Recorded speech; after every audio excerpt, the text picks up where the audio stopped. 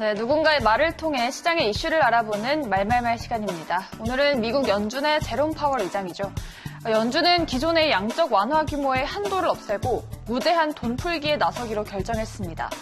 특히 유동성 위기에 직면한 회사채 시장도 투자 등급에 한해 지원하기로 했습니다. 이건 2008년 금융위기 때도 쓰지 않았던 카드인데요. 연준은 가계 지원 대책도 내놓았습니다. 성명을 통해 팬데믹으로 번진 코로나는 미국과 세계에 엄청난 어려움을 일으키고 있다라면서 우리의 경제는 극심한 혼란에 직면했다고 밝혔습니다. 이어 미국 경제를 뒷받침하기 위해 모든 범위의 도구를 사용할 것이다 라고 강조했는데요.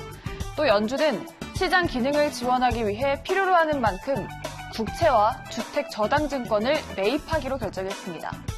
이런 방식으로 시장의 유동성을 공급하는 양적 완화 정책을 한도 없이 추진하겠다는 의미죠.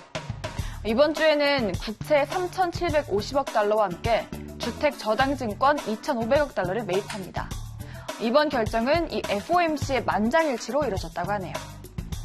네, 다음은 홍남기 경제부총리입니다. 네, 홍남기 부총리가 G20 긴급 화상회의에서 향후 마련되는 G20 액션 플랜에 거시정책의 국제적인 공조와 이동 제한 완화, 그리고 글로벌 금융 안정망 강화가 잘 반영돼야 된다라고 강조했습니다. 또 WHO와 IMF 그리고 OECD의 인적과 물적 이동의 과도한 제한이 실물 경제에 악영향을 미친다고 분석했는데요. 한국의 방역 대응과 관련해서는 하루 확진자가 100명 내외로 꾸준히 감소하고 있다라고 강조했습니다.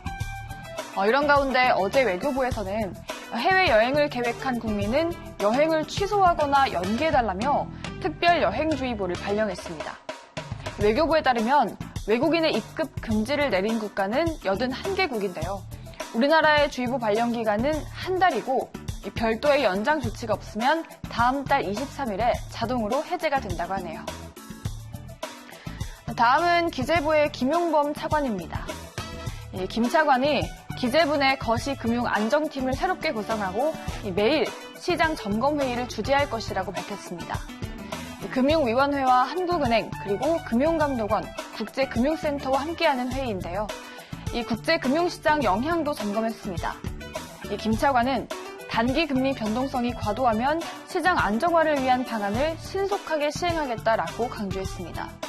이런 가운데 한국은행도 금융위기 이후 처음으로 환매 조건부 채권 거래를 하기로 했습니다.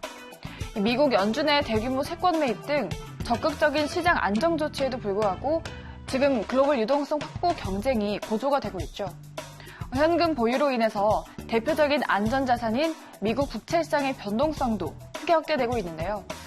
김 차관은 최근 미국과 600억 달러 통화 스와프 체결로 유동성 여건이 크게 개선됐지만 국내 금융시장이 글로벌 시장 흐름에 민감하게 반응해서 여전히 경각심을 갖고 대응해야 된다라고 강조했습니다.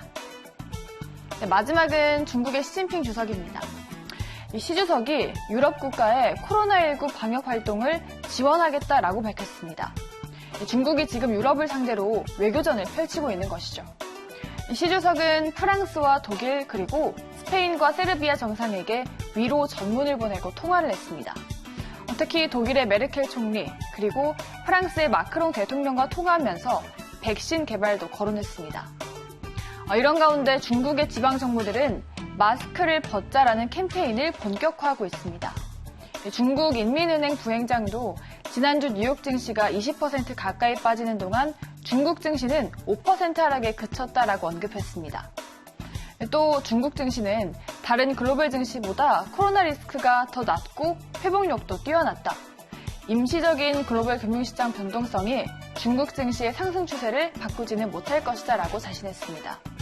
하지만 실제로 우한에서는 신규 확진자가 발생했는데도 중국 보건당국이 통계를 조작했다는 주장이 제기되고 있다고 하네요. 네, 이렇게 오늘도 중국의 이슈까지 4가지 모두 알아봤고요. 지금까지 말말말 함께 하셨습니다.